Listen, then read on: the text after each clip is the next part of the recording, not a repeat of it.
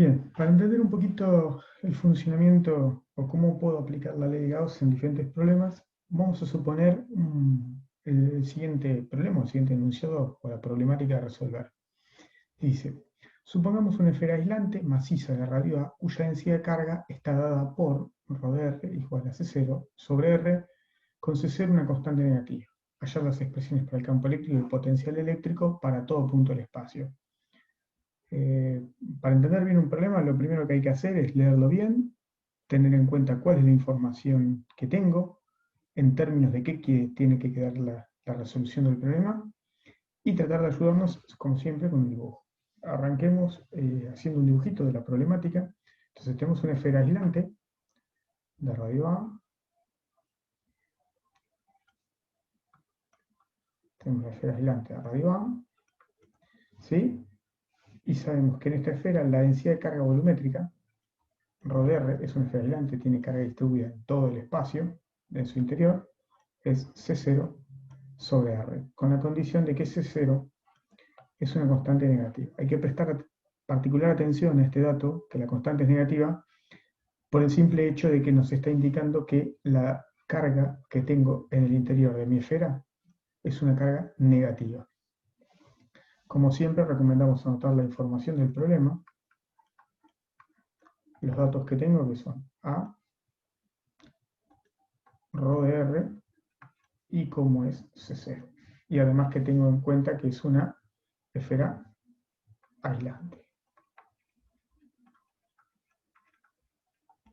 Sabiendo toda esa información, lo que vamos a hacer es pensar un poquito qué es lo que nos pide la problemática que resolvamos. Y se hallar las expresiones para el campo eléctrico y el potencial eléctrico para todo el punto del espacio. Como dijimos, lo que vamos a hacer es implementar la solución de lo que nos piden usando la ley de Gauss. Entonces, claramente si uno mira este problema, lo que vimos en las clases previas, hay dos regiones claramente distintivas. Una donde tengo la distribución de cargas, o sea, en tercero y A, si pongo un sistema de referencia ubicado en el origen de esa esfera. Entonces tengo una región claramente distinta que es entre 0 y A y para los valores de R mayores que A. Entonces, para resolver el problema voy a analizar primero región por región para obtener el campo eléctrico. La primera región va a ser para todos los R's que estén comprendidos entre 0 y A. Incluimos los extremos.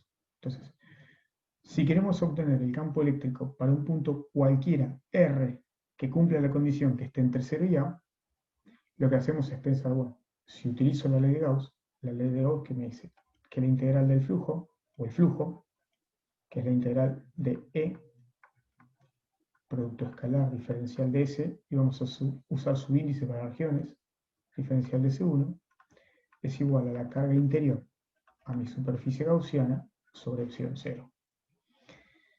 Lo que estoy diciendo es decir, bueno, tengo que elegir una superficie gaussiana acorde a la problemática que tengo, es decir, a la simetría del problema que tengo, si es que puedo usarla, ¿sí? Si es que puedo usar la ley de Gauss, y que me ayude a resolver el problema, así me resuelva la parte matemática de este problema. Como tengo una carga, una distribución de cargas con simetría esférica, lo que voy a elegir como superficie gaussiana va a ser una esfera de radio R centrada en el mismo origen, que coincide con el origen de la esfera. Entonces lo que voy a averiguar es el campo en cualquier elemento de superficie de esta esfera, que el campo eléctrico para esta superficie gaussiana en cualquier punto es radial. Y tal como habíamos visto en las clases previas, ¿sí? En cualquier punto de la superficie el módulo o intensidad del campo eléctrico es la misma o el mismo. Ahora bien, ya sabemos eso. Entonces lo que tengo que pensar es cuál es la carga que tengo interior a mi superficie gaussiana. Igual que siempre, desarrollamos la integral que define el flujo. Entonces, la integral, en este caso, es el módulo de 1. Fíjense, sacamos la parte vectorial porque estamos escribiendo el módulo, estamos desarrollando el producto escalar. El módulo de 1 por el módulo diferencial de C1 por el ángulo entre el campo eléctrico y el elemento de superficie. Pero como dijimos que la carga era negativa, ¿sí? Ahora vamos a aplicar la idea. como la carga era negativa, en este caso en particular, el campo eléctrico en cualquier punto de la superficie gaussiana, como tenías, lo dibujamos de forma genérica, pero ahora el campo en todos los puntos de la superficie gaussiana apunta hacia el interior, en forma radial, pero hacia el interior. ¿Por qué? Porque la carga es negativa. La carga es negativa, eso hace que las líneas de campo eléctrico sean siempre definidas, o sea, recordamos la definición, desde una carga positiva hacia una negativa, o sea que en una carga negativa las líneas de campo entran, y como el campo eléctrico es tangente a esa línea de campo, tiene que apuntar hacia el centro de la esfera, ya que también es radial. Entonces, dicho eso, entonces, si desarrollo el producto escalar, el elemento de superficie, si yo me paro acá, el elemento de superficie siempre es normal saliente, en este caso, entonces el ángulo entre estos dos vectores es 180 grados, son antiparalelos, tienen la misma dirección pero sentido contrario. Y la carga interior a mi superficie gaussiana la voy a expresar como Q1 dr sobre epsilon 0. Dicho eso, ya sabemos que el coseno de 180 es menos 1. El módulo de campo eléctrico sobre toda la superficie gaussiana es constante, como hemos dicho, lo puedo sacar afuera de la integral. Entonces, desarrollando un poquito más, nos queda que es la integral del diferencial de superficie, que es, como indica la integral, es una superficie cerrada, signo menos, y esto es igual a Q1 dr sobre epsilon 0. La integral de la superficie ya sabemos que es, como mi superficie gaussiana es una esfera de radio r, ya sabemos que es 4pi r cuadrado. O sea que de lo desarrollado hasta ahora, sabemos que E1 de R, la intensidad del campo eléctrico, se va a escribir, o la podemos escribir menos Q1 de R sobre 4pi epsilon 0 R cuadrado. Que no nos asuste el signo menos, porque lo primero que tendría que pensar uno es que si estoy sacando el módulo del campo eléctrico, ¿por qué me aparece un signo menos? Es porque está cargado a ser negativa, así que con este menos de acá nos va a quedar con signo positivo como corresponde a la intensidad del campo eléctrico. Entonces ahora el paso siguiente es pensar cómo queda la expresión de Q1 de R. Y acá usamos lo mismo que desarrollamos en las clases previas.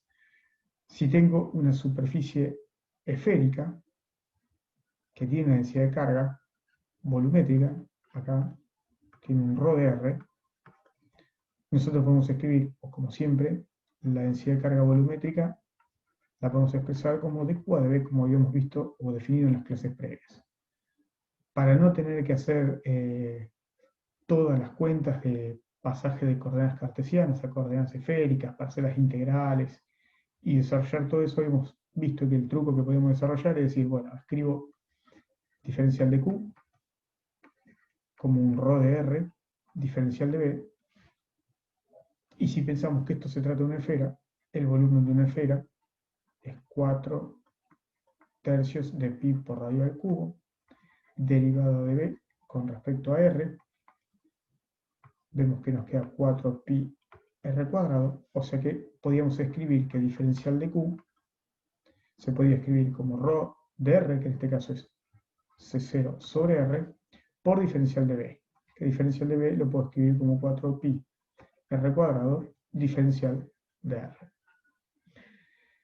Esto, insisto con esto es un truco que uno usa, un truco, es una posibilidad matemática de evitar de tener que hacer la integral triple que me implica el diferencial de volumen, que en condiciones o en coordenadas cartesianas, si uno lo piensa un poquito, esto tendría que escribirse como diferencial de x, diferencial de y, diferencial de z, y tendría que ser una integral de volumen. Para evitar hacer esa integral de volumen, que no me es cómoda por la simetría del problema escribirla en coordenadas cartesianas, tendría que hacer un pasaje de coordenadas esféricas, y de coordenadas esféricas integrarlo, buscar el jacobiano. Para evitar hacer todos esos pasos, uno puede hacerlo de esta manera.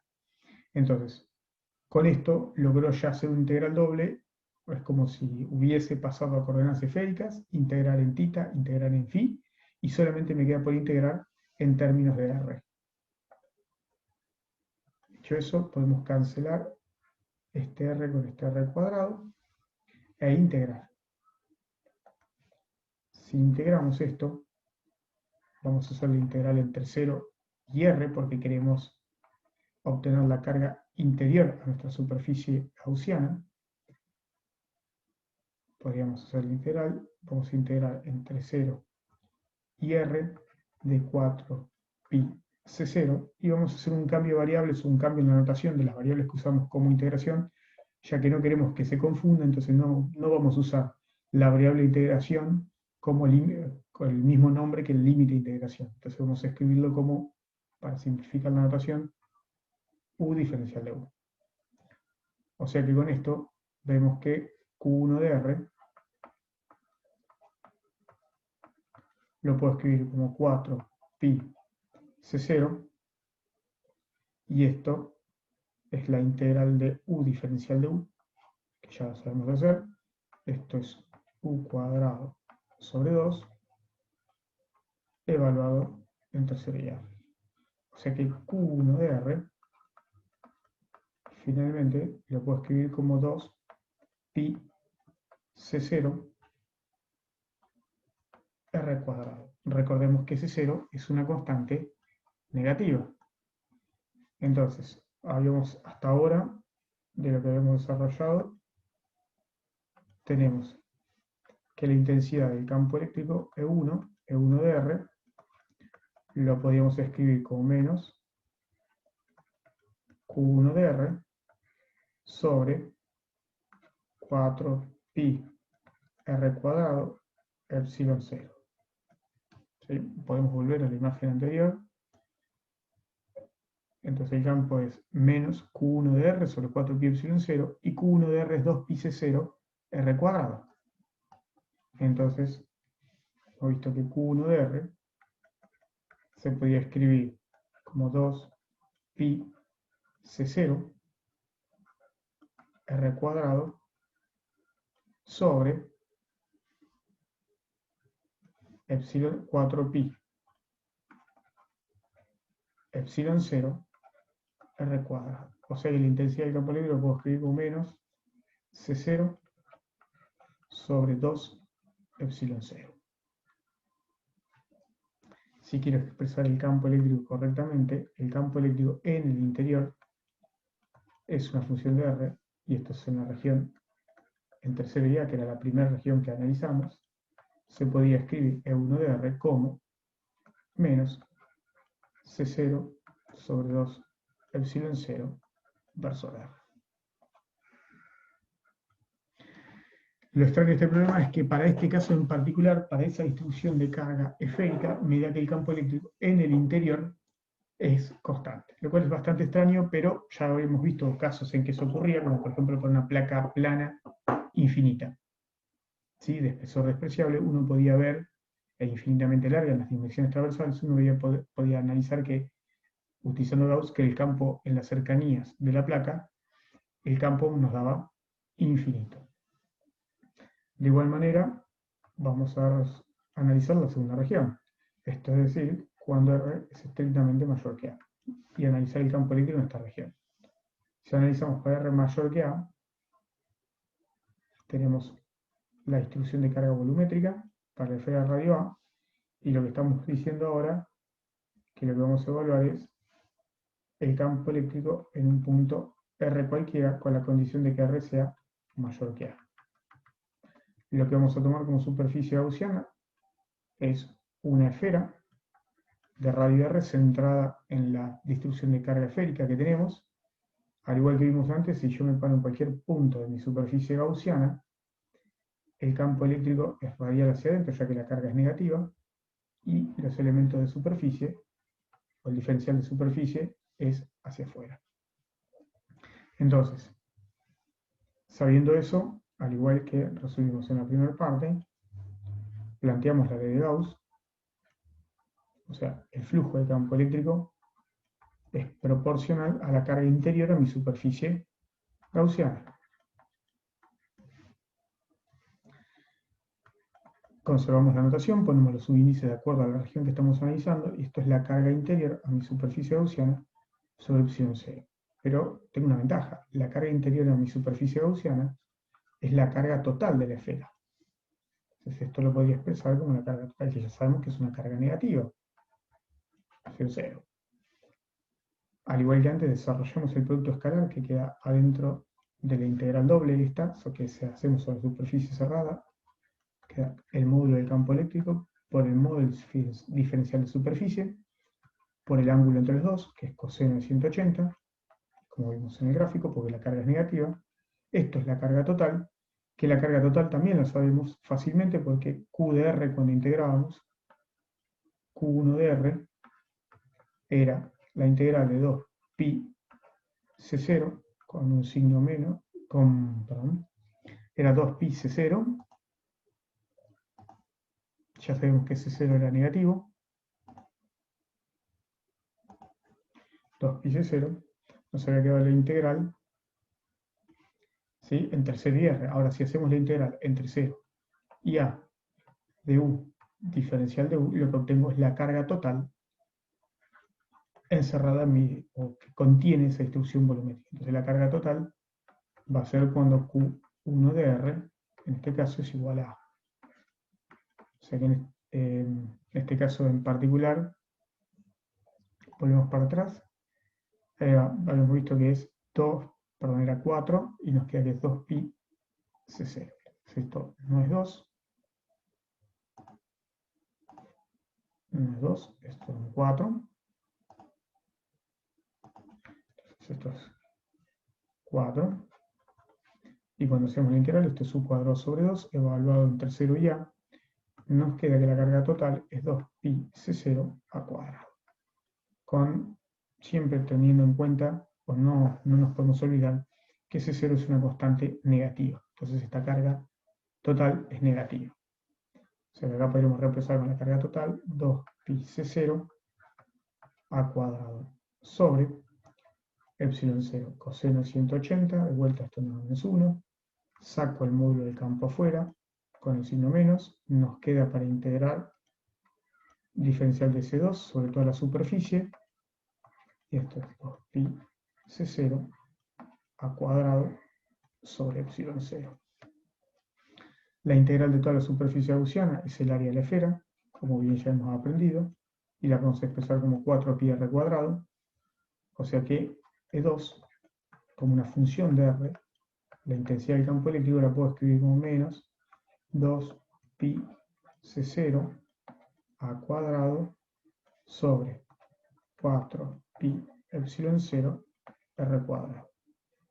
Este 2 lo puedo cancelar con este 4, menos 2, pi con pi, o sea que esto lo puedo escribir como menos C0 a cuadrado sobre 2 epsilon 0, 1 sobre r cuadrado. Si lo quiero escribir correctamente en forma vectorial, E2 de R, el campo sigue teniendo dirección radial por la forma que tiene o la simetría que tiene la distribución de cargas.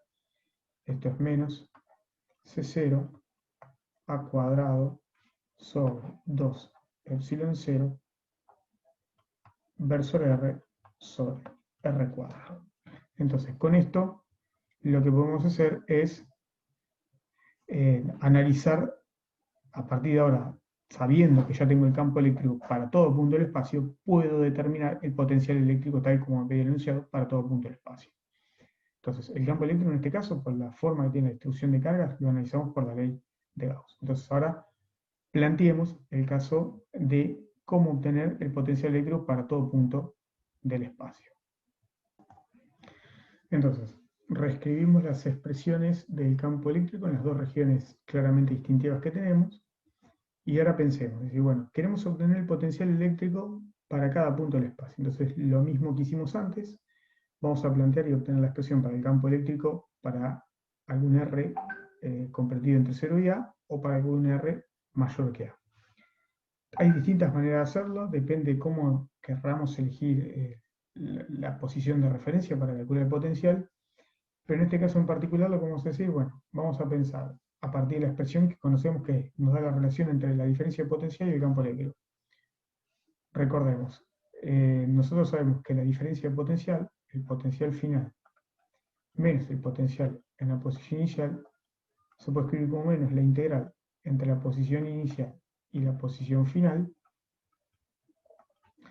de la integral de E producto escalar diferencial de L, esta integral de línea. Entonces lo que estamos pensando cuando expresamos eso, lo que aprendimos en las clases previas, es pensar que muevo una carga, una especie de carga de prueba, desde una posición inicial hasta nuestra posición final. Este sería nuestro R final y este sería nuestra R inicial. Cuando tenemos simetrías de tipo esférica, es muy recomendable tomar como valor de referencia, es decir, que pensamos que movemos la carga desde el infinito.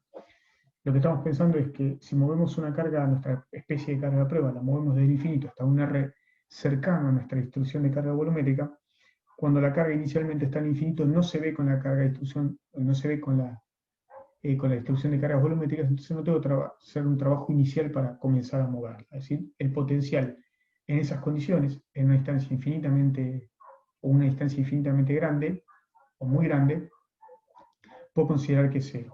Entonces, si yo, que es muy razonable suponerlo, como hemos visto cuando desarrollamos la teoría, si yo supongo que el potencial de referencia en el infinito es cero, entonces estoy pensando que la carga la traigo desde el infinito hasta un R cualquiera, yo podría escribir que B de R menos P de R cuando tiende a infinito, podríamos escribir como menos la integral entre infinito y R de E2, que es una función de R, producto escalar diferencial de R.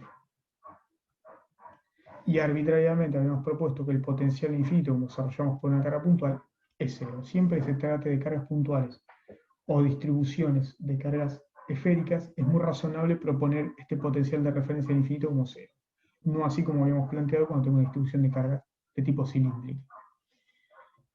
Esto lo vamos a llamar B2 de R para conservar la notación. Entonces, como habíamos visto en las clases previas, en vez de escribir diferencial de L, cualquier trayectoria es lo mismo que hacerla en una dirección radial, mientras las posiciones iniciales y finales sean las mismas. Entonces, lo que vamos a presuponer es que esta integral de línea, en vez de escribir un diferencial de L, lo vamos a escribir en términos de diferencial de R. O sea que para este caso particular podría escribir que B2 de R, donde R es estamos en la segunda región, como hemos aclarado, R es un valor mayor que A. Entonces B2 de R lo puedo escribir como menos la integral entre la posición inicial, que es infinito, y un R cualquiera, con esta condición, de E2 de R. E2 de R lo puedo escribir como menos C0 a cuadrado sobre 2 epsilon 0 verso R sobre R cuadrado, producto escalar diferencial de R. Ahora bien, R producto escalar diferencial de R habíamos visto que nos daba, en las clases previas, habíamos visto que cuando uno hacía esta cuenta, R diferencial de R, cuando uno desarrolló este producto escalar, nos terminaba quedando diferencial de R. Entonces, podemos escribir que B2 de R es menos la integral entre infinito y R, y acá vamos a hacer un cambio de notación acá sutil, que no lo hicimos en el paso previo, pero ahora lo vamos a modificar, y es escribir, para no confundir de vuelta los límites de integración con la variable de integración, esto vamos a escribirlo como R'. Entonces, diferencial de R' de esta manera. Entonces, escrito de esa manera, ya el menos con el menos nos queda más, nos queda C0 a cuadrado sobre 2 epsilon 0, 1 sobre R' al cuadrado diferencial de R'. Como siempre, las constantes las sacamos afuera de la integral, C0 sobre al cuadrado, 2 epsilon 0 lo puedo sacar afuera, y nos queda para integrar entre infinito y R, 1 sobre R' al cuadrado diferencial de R. Esto ya lo hemos visto. La integral de un campo que va como 1 sobre R cuadrado nos queda menos 1 sobre R.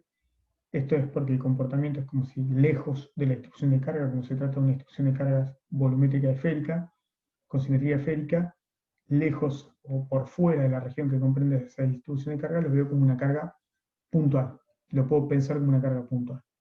Entonces, B2 de R lo podría escribir como C0 a cuadrado sobre 2 epsilon 0, la integral de 1 sobre R cuadrado, 1 sobre R' al cuadrado, me queda menos 1 sobre R', evaluado entre infinito y R, o sea que B2 de R lo vamos a escribir, queda finalmente escrito como menos C0 menos C0 a cuadrado sobre 2 epsilon 0, 1 sobre R. Pudimos encontrar el potencial para un punto cualquiera, exterior a mi distribución de cargas volumétrica esférica. Si quiero analizar el potencial para un punto cualquiera interior a la distribución, lo que voy a usar, hay varias maneras de hacerlo, lo que vamos a hacer es usar el hecho de que el potencial eléctrico, como hemos ya visto todas las clases previas, el potencial eléctrico se trata de una función, o tiene que ser una función, continua por cómo está definida. Entonces, ahora lo que podemos pensar es decir, bueno, si el potencial eléctrico tiene que ser una función continua, lo que puedo hacer es, para hallar el potencial en un punto cualquiera interior, pensar que lo que voy a hacer es mover una carga desde un punto cualquiera del borde de la distribución esférica, o sea, desde A, es mi condición inicial, hasta R. Muevo mi carga de prueba, o mi carga, entre esos dos puntos. Entonces esto, de acuerdo a lo que vimos recién, esto lo podría escribir el potencial final, B1 de R, menos B de R igual a menos la integral entre A y R, E2 de R, producto escalar diferencial de L2. Ahora bien, ¿por qué puedo plantear esto? Porque el potencial es una función continua. El potencial, al ser una función continua, yo puedo calcular el valor del potencial evaluado en A. ¿Cómo? Haciendo o tomando el límite de B2 de R cuando R tiende a A. Como tiene que ser una función continua, yo puedo sacar B de R igual a A valiendo esa condición. Tomando el límite cuando R tiende a A, ¿de quién? De B2 de R. O sea, menos C0 a cuadrado sobre 2 epsilon 0, 1 sobre R, o sea que esto me queda menos C0 a cuadrado sobre 2 epsilon 0 A. Simplificamos los términos comunes, A con A cuadrado, entonces, valiéndonos de la continuidad del potencial eléctrico, yo puedo sacar el valor del potencial en R igual a A. Entonces, si vuelvo a esta expresión, puedo escribir que B1 de R menos C0 al cuadrado sobre 2 epsilon 0, vamos a borrarlo, no es R cuadrado, es A, no es A cuadrado, es A, ya habíamos simplificado, para no escribir todos los términos, tiene que ser igual a menos la integral entre A y R de E2 de R, que E2 de R lo puedo escribir como menos C0 a cuadrado sobre 2 epsilon 0 verso R sobre R, no, es una constante, estamos escribiendo mal el valor del campo, vamos a borrarlo y corregirlo bien. El campo en el interior era constante, lo podemos escribir como menos C0 sobre 2 epsilon 0. casi cometimos un error, hay que prestar atención, menos C0 sobre 2 epsilon 0 versor R, producto escalar diferencial de R. O sea que esto lo podemos escribir, ya empezamos a pasar términos, B1 de R, lo puedo escribir menos por menos más, cuando lo paso al otro lado de la igualdad, lo puedo escribir como C0, A sobre 2 epsilon 0, y ahora saco el signo menos, y además la integral entre A y R de C0 sobre 2 epsilon 0 diferencial de R'. Vamos a poner R', van a confundir de vuelta la notación, la variable de integración con los límites de integración. Entonces, esto lo vamos a reproducir. B1 de R, vamos a ir y volver para tener la expresión. Entonces, B1 de R lo podemos escribir como, habíamos dicho, C0A sobre 2 epsilon 0, C0A sobre 2 epsilon 0, y el otro término que todavía nos falta la integral entre A y R, más la integral entre A y R de, dijimos que esto era ese término, C0, 2 epsilon 0, diferencial de R'. C0, 2 epsilon 0, la integral de diferencial de R'. Dicho esto, ya es bastante fácil la integral, los términos constantes salen afuera de la integral, esto nos queda C0 A sobre 2 epsilon 0 más C0 A sobre 2 epsilon 0. Se terminó. Vamos a borrar, que nos quedó mal escrito. Nos queda una acá. Nos adelantemos y nos queda la integral entre A y R diferencial de R'. Finalmente, B1 de R nos queda C0A sobre 2 epsilon 0 más C0 sobre 2 epsilon 0. La integral diferencial de R, ya sabemos que esto nos da, la integral de esto es R' evaluado entre A y R, o sea que esto nos queda R menos A. Podríamos escribirlo un poquito mejor, sacar, distribuir, si queremos, para que quede elegante, B1 de R y analizar el resultado. Esto es C0A sobre 2 epsilon 0 más C0 sobre 2 epsilon 0 R menos C0A sobre 2 epsilon 0. Este término y este término son idénticos, o sea que nos queda finalmente que el potencial se puede escribir como C0 sobre 2 epsilon 0 R. Entonces ya tenemos la expresión para el potencial para cualquier punto interior a la distribución de cargas volumétricas esférica. El resultado es bastante razonable porque lo tengo que vincular con el campo, si quieren analizarlo de alguna manera. Esto lo tenemos que vincular con el campo a través de la expresión que E es menos el gradiente de E. En esta región, si hiciera el gradiente en coordenadas esféricas, el gradiente de esto cambiado de signos nos hace 0 sobre 2 epsilon 0, que era el campo en esa región.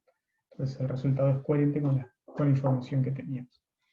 Bien, este es un ejemplo interesante, sobre todo por la parte de la carga negativa, para entender cómo puedo aplicar la ley de Gauss y así obtener el potencial eléctrico.